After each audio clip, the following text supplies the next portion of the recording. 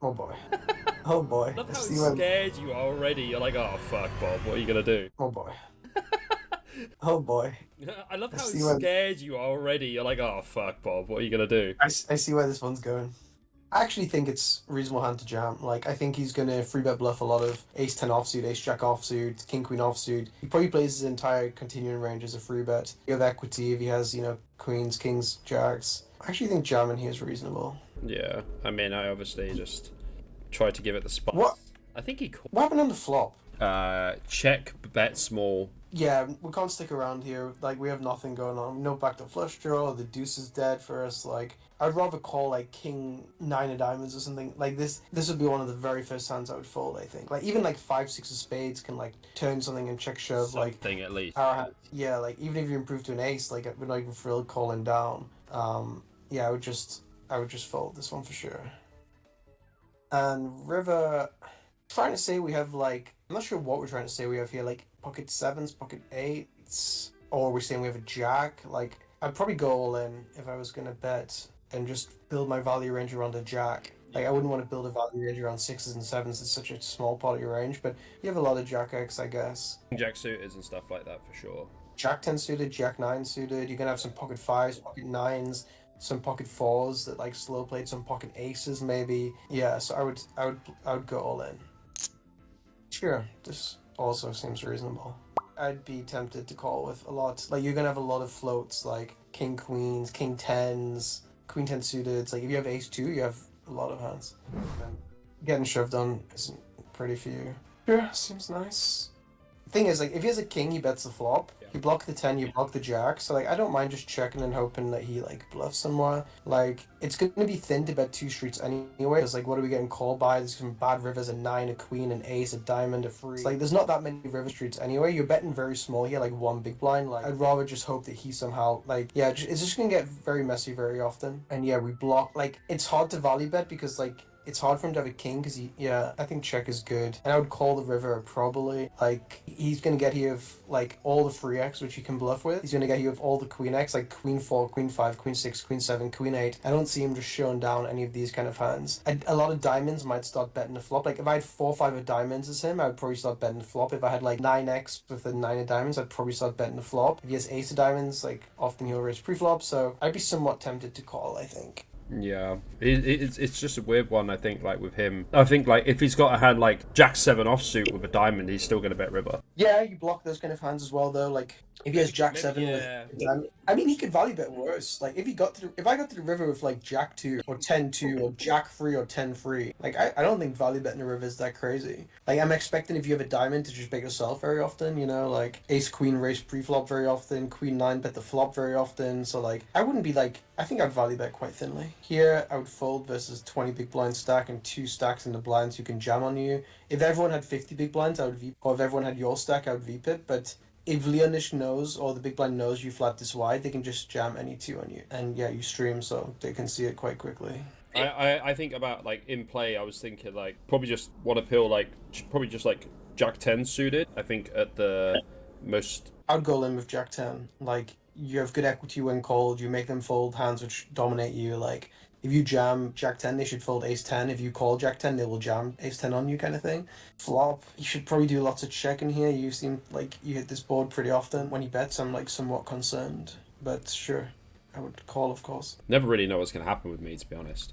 That's good. That's If why you I'm, don't know, if you that's why I'm hard to play if against you don't because I'm know, so unpredictable. if you don't know what you're gonna do, how can they know what you're gonna do? This is interesting if you can value bet actually. Like you should have the best hand very, very often here. Like if he has a queen, he should bet the turn super frequently. If he has a jack, like Jack 10 or King Jack, he should bet the turn very often as well. It feels to me like he's gonna have pocket tens, ace nine, king nine, 9-10, 9-8 pretty often. 10 stuff like that, like Ace 10 with the Ace of Hearts. I would imagine he just barrels that, like, seems like a good hand to bet Yeah. on the queen. The queen feels like a good barreling hand. Sometimes people just play passive for whatever reason, but it's too thin, but I would be somewhat tempted to value bet here for 0.5 SPR. Like, if he has a queen, is he really just check calling when it's, like, so drawy? Even if he has a set, like, if he has a set, you likely have a draw. Like, Yeah. why would you check full set? I think I just win and I'm supposed to bet.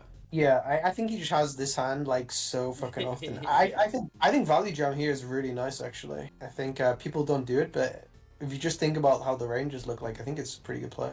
He is. He's an interesting one for sure. He's an interesting one for sure. 10-8's ugly one.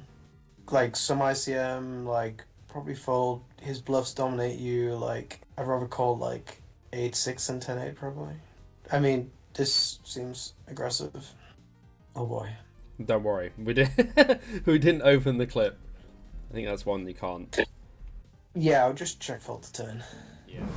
Here, it feels like a waste almost. Like you just get him to fold the stuff you dominate. I would just mostly call. I know some people like to jam here, but for me, I think your hand's too strong. Yeah, turn. I would do a bunch of middling kind of betting. He is gonna have some 9x, so you can't go too big. Like if you value bet a 10 here, if you go too big, you're gonna value cut yourself because his 9x is quite natural check back. So I think your sizing's good. You make like ace 5 fold stuff like this. Yeah. I was thinking about going like 6 or 7 here. Well, I would go less than that. Like I would go like 5. Okay.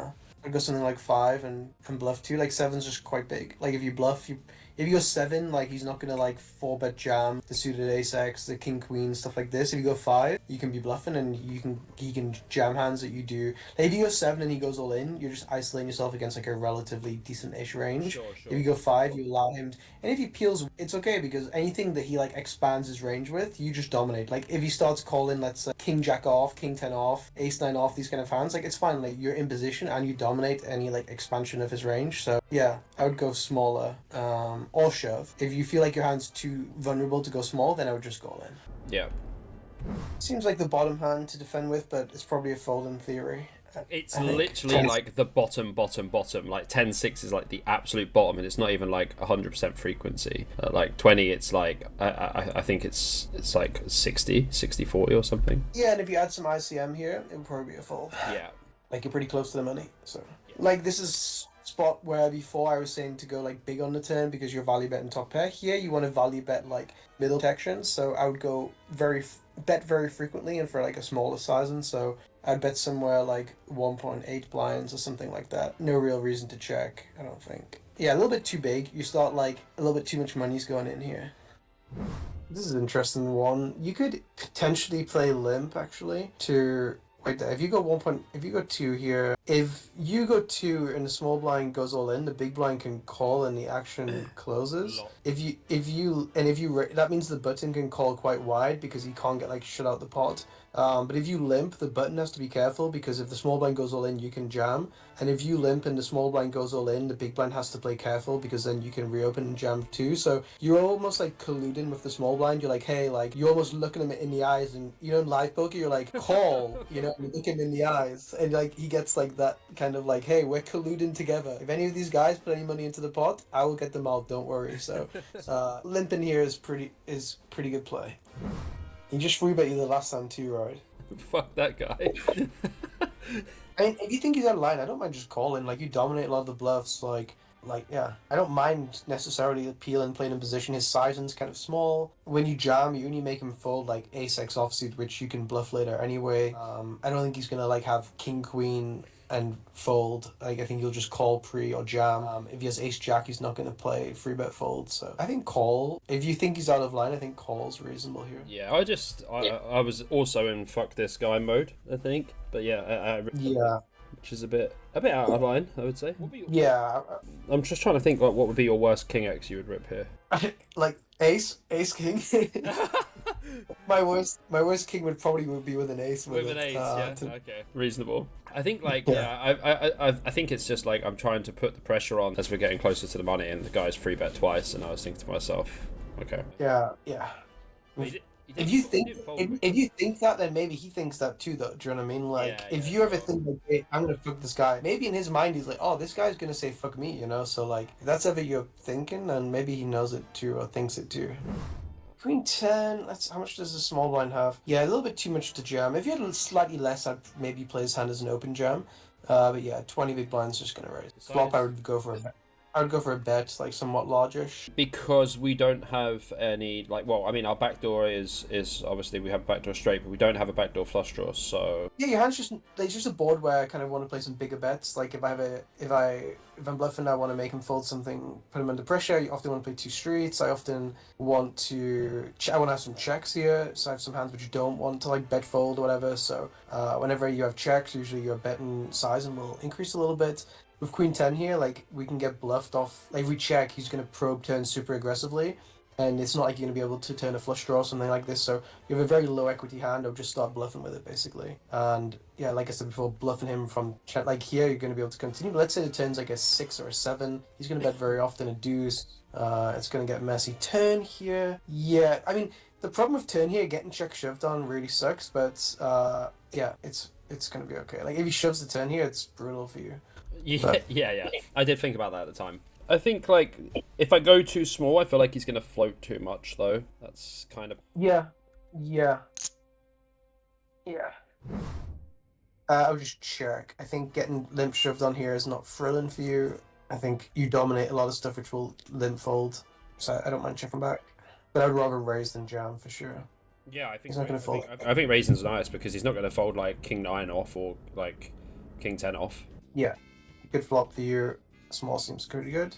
If you raise pre-flop with like 7 deuce, you're just trying to make like jack 7 of hearts fold for cheap price. Shoves. Yeah, I don't really like his play. I don't really understand his jam though. I think it should just call, right? Yeah, I I'm mean, supposed to have all the better king X, right? I'm supposed to have like king jack, king queen, king 10 and stuff. yeah, I mean, you're also gonna have hands like queens, jacks, tens, nines, eight, sevens, 5x, which has to like bet call. But his hand just doesn't need so much protection. Like if you have a hand like 7 deuce, he wants you to like bluff it off into him, kind of thing, with like 0%. Yeah. If the board was something like say 9-5-4, I'd be more inclined to check shove his king 9 because it needs more protection. Because like overcards will come. Like you could have just like 10 deuce off here, and on 9-5-4, king 9 needs some protection against 10 deuce. But on king 5-4, it doesn't need any protection, so I would just go with the call. But maybe he's just saying he doesn't have any hands he wants to check call with. He's just going to play his entire range as a check shove, which isn't that unreasonable. Like there's not too much which wants to check call here. Like a 5 can check shove, like some protection stuff going on. Draws want to check shove. Like if he has 9-10 offsuit, he doesn't really want to check call. So maybe he just says I'm going to check shove everything. I'm going to have some good hands in there too, which seems like an okay approach as well. Yeah, I don't think it's like completely unreasonable. I think like he's just gonna lose so much value from like all like like all of my bluffs, all of like my hands that I have to like bet fold or whatever. Like, I'm gonna have like a lot of hands I got bet fold. What would you do with like ace queen? If you had ace queen here. I'd check. I'd probably check flop Yeah. Yeah. because he has a lot of king X still, right? And you never want to get check jammed on. Like you're just gonna burn all your equity if you like bet fold. Exactly. Yeah. No, I agree. Wow, Pat agrees with me about something. Wow. I agreed about most things. I imagine this hand is a fold in theory. I kind of like jamming. If he raise folds like a little bit too much, you don't block any of the expansion of his raise fold range. I probably wouldn't call, but I don't think it's bad either. I think if you can call, you can probably jam. Usually, that's I what had would my imagine. I raised my bar. My bar was raised. Yeah, I think it's good. I think it's good. Yeah, I actually prefer jamming way more, to be honest. I think I give him some fruit. I can't remember. Well, this would be pretty fruity. Oh boy. I mean, we can win. We can definitely Yeah, like he should. He should be somewhat scared. Like once you call the flop, like I don't know, I'd be somewhat scared. Would imagine. But then again, I'm not really sure what you would have. Like a queen mostly. Queen's very good for you, but I wouldn't bluff because like. But yeah, the queen is pretty good for you. Yeah, because like a 10, you probably raise get in on the flop. So like maybe you either have an 8 or a queen kind of thing. He's gonna give up ace high. Yeah, he's fucking tilted right now. For sure. Yeah, he was fucking steamed. Like I think I said in my stream, I was like, this guy must be fucking raging. Maybe not ace king, but maybe something like an ace 7 or something, or like an ace 9, something like that. Yeah, king jack maybe kind of. This ace 9's actually interesting. It's like one of these ones where you want to jam your ace 2s, you want to jam your ace kings, like for value and as a bluff, but ace 9, ace 8, ace 7, they're kind of weird ones. Like if he's raised calling ace 8 suited, ace 7 suited, then jamming's usually okay, but you often, there's some of these like high, medium ace X, which kind of enjoy just calling. So yeah, you kind of like trap in almost, like, yeah, like suited aces like calling. I think ace 8, ace 9, like can go either way, but when you get called here, like it's not thrilling for you. I think like I was looking at the spot the other day, actually, like more like ICM wise, like ace 7, ace 8, and ace 9 are like literally split. So it's kind of like a bit of a weird one.